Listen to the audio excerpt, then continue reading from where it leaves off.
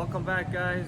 I hope everybody's doing well. Today we will be installing the ID injectors on the RX8 2JZ. We finally got the ID injectors 1050X, and we have the radium fuel rail. Now the fuel rail, what I did is I had to purchase -8 to -6 because my lines currently are -6, so I'm gonna have to convert it from the ports, which are -8 to -6. Same thing on the other side here.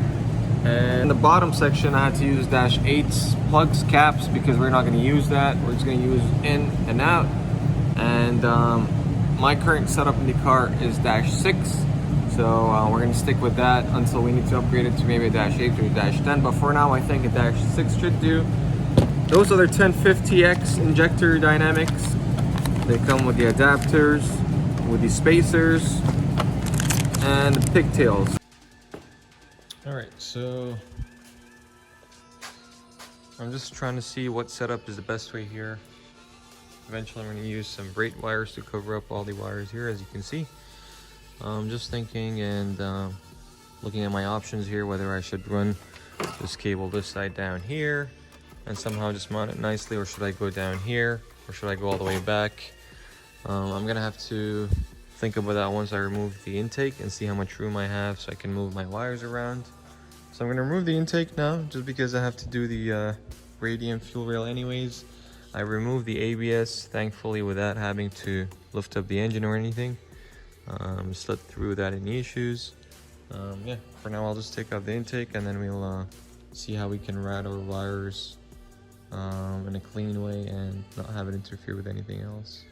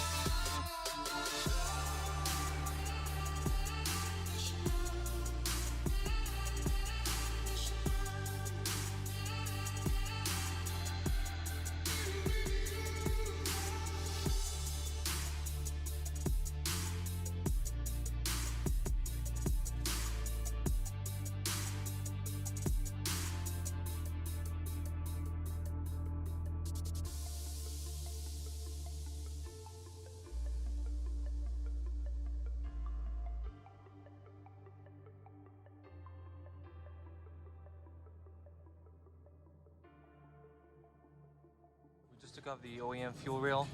Right now I'm removing the 2J fuel dampener. I don't know if you guys can see all the way down there, that one there.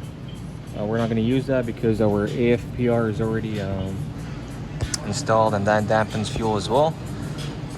So it's just held by two 14mm on the block, and then we're going to either use the same lines if they're long enough, or I'm going to have to extend them to put them onto the new fuel rail, the radium fuel rail. So right now I'm just removing that there. So there we have the fuel dampener at. We're not going to use that, and then I'm just going to go ahead. So right there down, as you can see, was my feed line, and this is my return. I'm going to the AFPR and then returning back to my tank. We're going to remove our current fuel pump.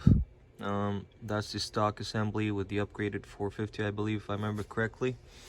We already have two AN lines going, one for the feed, one for the return. However, we already have the dual pumps here that we're going to go ahead and install. These are 450 LP each. And we have all these new fittings here. Some brand new AN6 lines, just because I don't want to extend the current lines that I have. So I have to create a new line. I figured since we're already replacing or removing the cap, I know I've damaged this cap before. I've tapped it a couple times, so I've broken a couple tabs. I ordered a brand new cap here. And of course, we're going to need two fuel filters, That's gonna go on the pumps here. For the fuel rail, I already put the small spacers that we need for our injectors because we have the short injectors. So I'm gonna go ahead now, do all the connectors. I'm gonna use the original lines and I'm gonna crimp them on the new connectors that we have here. These are the new pins, new connectors. I'm gonna use the same lines, plug them in, and then these are our short injectors. We're not gonna need the long spacers. And yeah, I'm gonna go ahead now, do all 6 connectors, install the rail, and then I'm gonna run new lines because my feed line is short because we're the OEM feed was all the way down there. I'm gonna have to extend the line, so instead of just making an extension there, that way it doesn't leak or anything later, we're gonna run a new line, come up all the way here for the feed, and that's gonna be our return through the pressure regulator all the way back to the pump. So I'm gonna go ahead now, wire up all the connectors and then replace the pump there and see how that goes.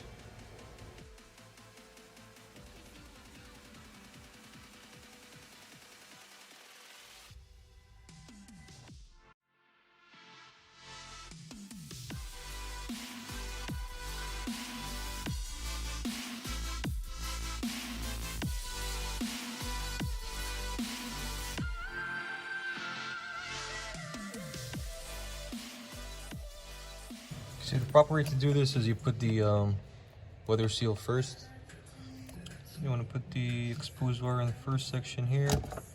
The second section will go around the insulation portion. And then get your crimper. And then crimp it. You want to make sure it's properly crimped there. Give it a little pull, make sure it's not coming out.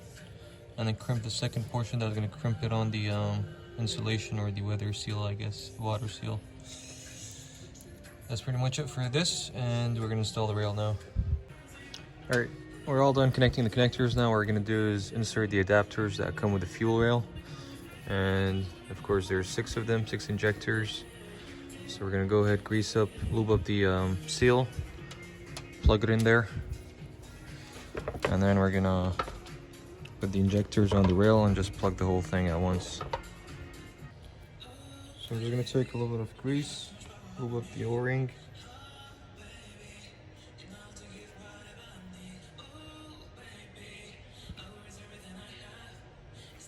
Take that here and then plug it in the second adapter. Make sure it's seated properly. We don't want any fuel leaks. Alright, so we have all 6 adapters in. We're going to get the fuel rail, plug the injectors in them, and then seat them on. This is where your spacers are going to go. You want to make sure if you have the short injectors, you use the short spacer. If you have the long injectors, you're going to use the long spacer.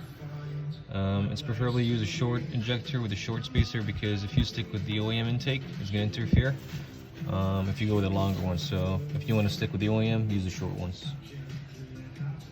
which is a 38mm if I remember correctly. Make sure when you put the spacers, you put some Loctite on these. You don't want them to back off. And the writing is going to go towards the engine. As you can see, there's a slot here. That's for the bolt to go through with the socket. So you want to make sure you lube up all the O-rings before installing. So we're doing the same thing here. Grab a little bit of lube. Just make sure it doesn't go in the injector itself. Even if it'll clear itself, but go first one here.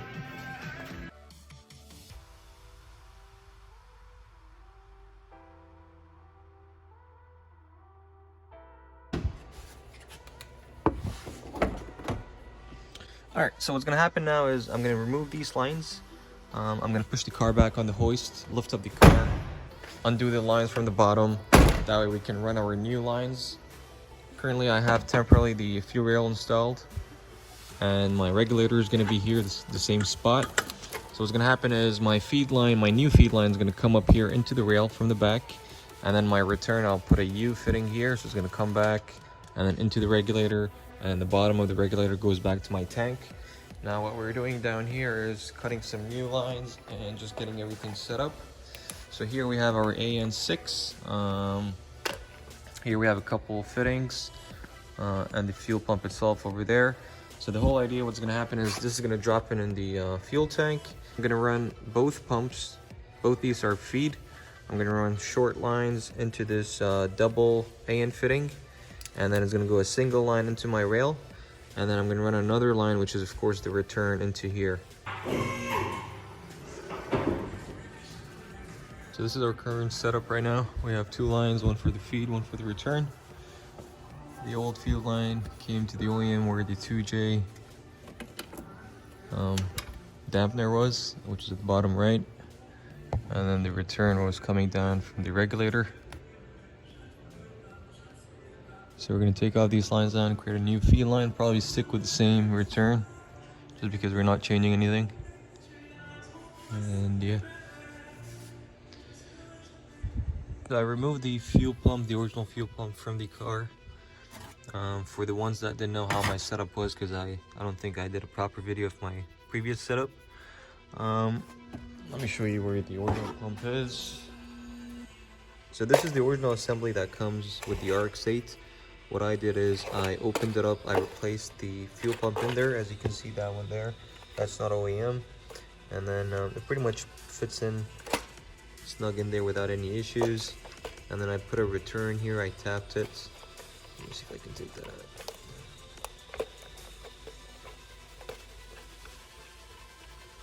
So I tapped it here, and I did this for the return. I used an AN fitting, and then the same stock location, I used the AN to push lock style fitting, and then I screwed on my feed line, and this is my return line. So this is my original setup that I had done, that I modified the hat, did the return, put a new fitting on, and installed the 450 pump. So right now what we're gonna do is we're gonna move that inside the car.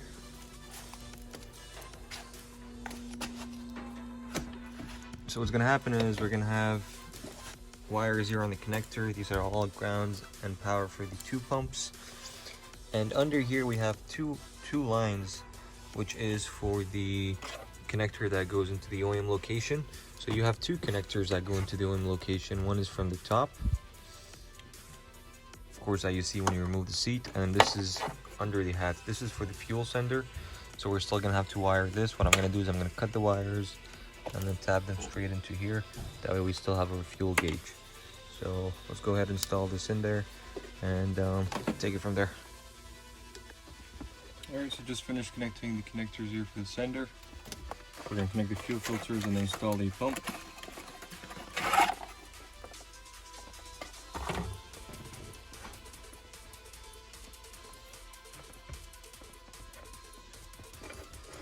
First one is in. Going to cut the second one now.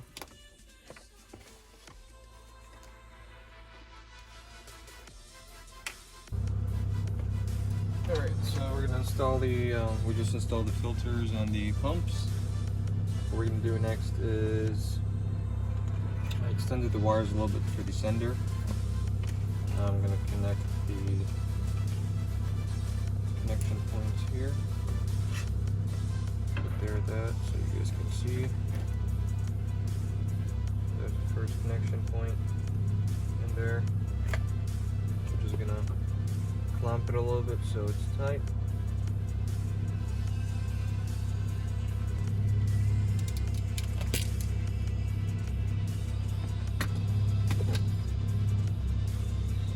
So it's clamped there. Then we're going to put on the heat sink tube and heat it up a little bit. Alright, what we're going to do next is just drop in the fuel tank.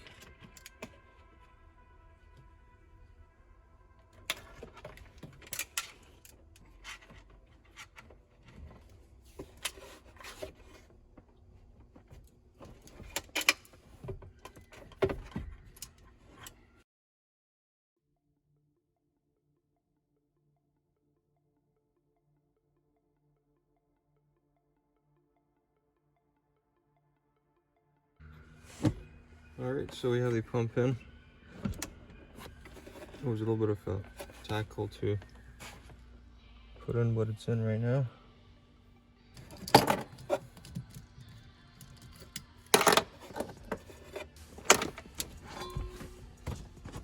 Finally, I have a new hat here. This is the old fuel cap. I'm going to replace it with a brand new one.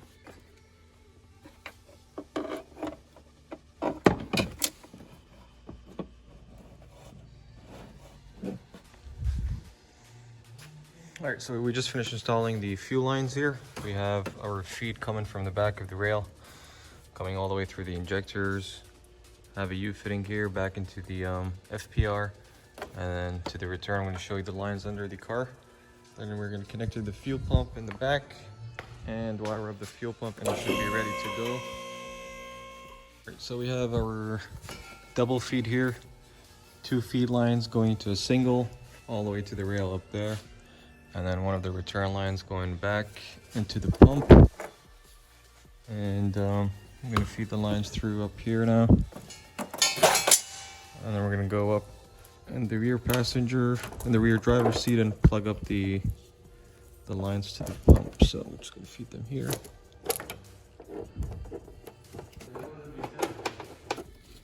That's the return line over there. The one in the middle is the return. I'm going to plug that in. And these are all AN6 lines and fittings.